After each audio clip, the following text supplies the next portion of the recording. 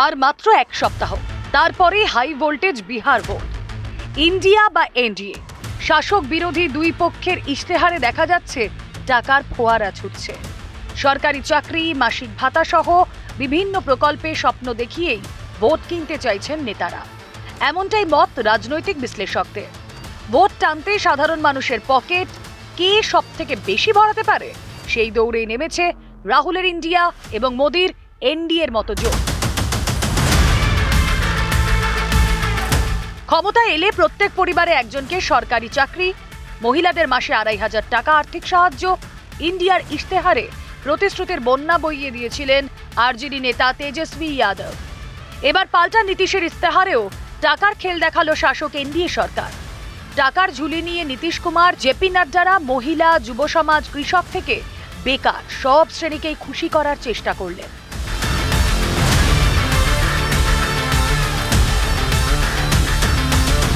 ২৮ October তেজস্বী প্রাণপত্র নামে ইশতেহার প্রকাশ করে ইন্ডিয়া। বিজেপি কিংবা এনডিএকে ভোটে কাবু করতে জোট শরিকদের ভরসা জিতে নিয়েছেন লালু পুত্র। ভোটে জিতলে আগামী ৫ বছরে বিহারের উন্নয়ন, জনসাধারণের জীবনযাত্রা কোন পথে এগোবে, তেজস্বী প্রাণপত্রে তারই উল্লেখ করেছিলেন লালু পুত্র। পাশাপাশি হুঙ্কার দেন, ভোটের বাকি আর মাত্র কয়েকদিন, এনডিএর ইশতেহার কোথায়?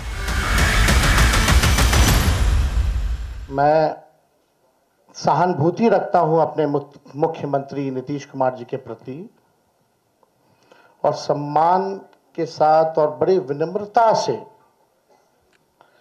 मैं आप सब लोगों से कहना चाहता हूं कि बीजेपी के लोगों ने, भ्रष्ट अधिकारियों ने नीतीश जी को पुतला बना करके रखा है। आज हम सब लोग उनकी स्थिति को देख रहे हैं, किस रूप में भाजपा के लोगों ने केवल उनके चेहरे का जो है इस्तेमाल की जा रही है। जैसे पुतला होता है उसी हिसाब से उनको एनडीए में रखा गया है। और अमित शाह जी ने तो पहले ही कंफर्म कर दिया कि अब नीतीश कुमार जी बिहार के मुख्यमंत्री बनने नहीं जा रहे। কার্যত লালু পুত্রকে জবাব দিয়ে ৩১ অক্টোবর ইশতেহার প্রকাশ করলেন নীতিশ কুমার ও জেপি নাড্ডা। ইশতেহারে সবচেয়ে বড় প্রতিশ্রুতি রয়েছে মহিলাদের জন্য। বিহারের বর্তমান মুখ্যমন্ত্রীর প্রতিশ্রুতি, এনডিএ ক্ষমতায় ফিরলে মহিলাদের স্বনির্ভর করার জন্য ২ লক্ষ টাকা পর্যন্ত আর্থিক সাহায্য করা হবে। ১ কোটি মহিলাকে লাখপতি দিদি হিসেবে গড়ে তুলবে বিহার সরকার। মহিলা উদ্যোগপতিদের কোটিপতি বানানোরও উদ্যোগ নেবে সরকার। যে কোনো নির্বাচনে মহিলা ভোট ব্যাংক খুবই গুরুত্বপূর্ণ। কম বেশি সব রাজনৈতিক দলেরই টার্গেট থাকে মহিলা ভোটের দিকে। বিহার বিধানসভা নির্বাচনও এই তালিকার বাইরে নয়, তাই তো এত প্রতিশ্রুতি। এদিকে তেজস্বীর প্রতিটি পরিবারে সরকারি চাকরির প্রতিশ্রুতির পাল্টা ১ কোটি চাকরি দেওয়ার দাবি করেছে এনডিএ। এখানেই প্রশ্ন উঠছে, বিহারে তো এতদিন ধরে ক্ষমতায় রয়েছেন নীতিশ কুমার, তাহলে শুধু ভোটের সময় প্রতিশ্রুতি কেন? পরিসংখ্যান বলছে বিহারে বছরে বেকারত্বের হার প্রায় ৪%। পরিযায়ী শ্রমিকের সংখ্যাও ৩ কোটি ছুঁই। বিহারে চাকরি থাকলে বাইরের রাজ্যে গিয়ে চাকরি করতে হতো না, এমন কথা শোনা যায় বিহারের পরিযায়ীদের গলায়।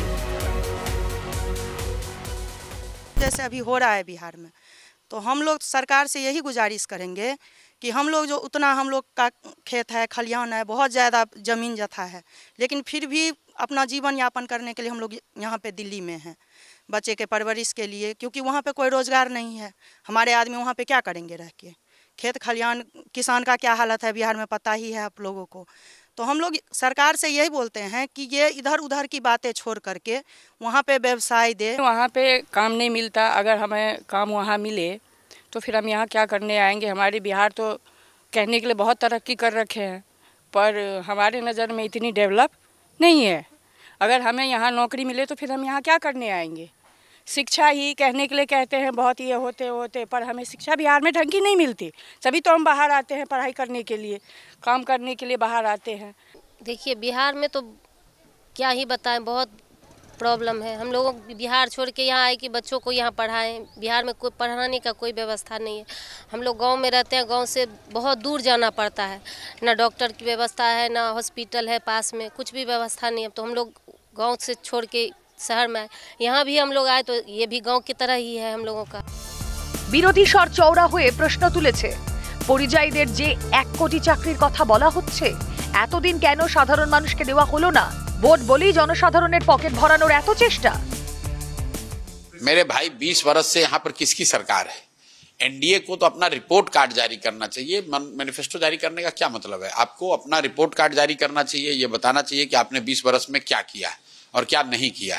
20 वर्ष पहले जब आपकी सरकार बनी थी तब भी देश का सबसे गरीब और पिछड़ा राज्य बिहार था, और आज भी देश का सबसे गरीब और पिछड़ा राज्य बिहार है। एनडीए को ये बताना चाहिए कि बिहार में पलायन क्यों नहीं रुका, बिहार में रोजगार अभी तक क्यों नहीं आया, फैक्ट्रियां क्यों नहीं लगी, बिहार में सड़क और बिजली को छोड़ दें तो दूसरे क्षेत्रों में विकास क्यों नहीं हुआ, बिहार में शिक्षा व्यवस्था क्यों ध्वस्त है। तो जो सत्ता में है उसको तो अपना रिपोर्ट कार्ड देना चाहिए। बिना रिपोर्ट कार्ड के और एक घोषणा पत्र और एक वादा करना, उसका तो कोई मतलब ही नहीं है। শুধু তাই নয়, ইশতেহারে বলা হয়েছে এনডিএ ক্ষমতায় এলে বিহারের নানা উন্নয়ন সংক্রান্ত সার্ভে হবে, দক্ষতার ভিত্তিতে প্রত্যেক যুবক যুবতীর চাকরির ব্যবস্থা করা হবে। কৃষকদের জন্য বড় ঘোষণা করেছে এনডিএ। বলা হচ্ছে প্রধানমন্ত্রী কিষাণ সম্মান নিধির অধীনে কেন্দ্র ও রাজ্য মিলিয়ে কৃষকদের বার্ষিক ৯,০০০ টাকা করে সাহায্য করা হবে। কৃষিক্ষেত্রে উন্নয়নের জন্য ১ লক্ষ টাকা বিনিয়োগ করা হবে। এর বাইরে পরিকাঠামো খাতেও ব্যাপক বিনিয়োগের প্রতিশ্রুতি দিয়েছেন নীতিশ কুমাররা।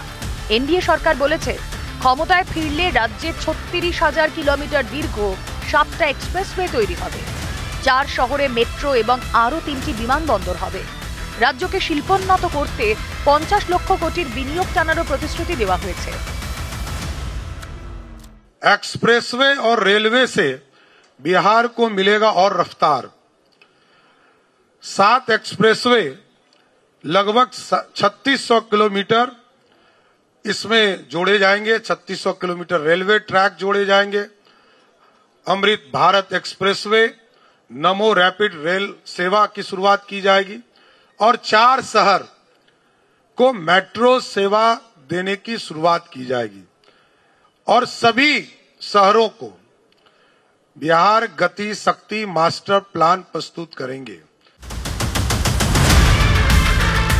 ফলে দুই জোটের ইশতেহারে এটা স্পষ্ট, বিহার ভোট এখন পুরোটাই টাকার উপর দাঁড়িয়ে। উচ্চবিত্ত, মধ্যবিত্ত, নিম্নবিত্ত ভারতের বিভিন্ন শ্রেণীর মানুষের কথা মাথায় রেখেই প্রতিশ্রুতির ডালা সাজিয়েছে বড় বড় জোট থেকে বিভিন্ন রাজনৈতিক দল। টাকার স্বপ্ন দেখিয়ে বিহার কুর্সি কে দখল করে তার উত্তর দেবে সাধারণ মানুষই।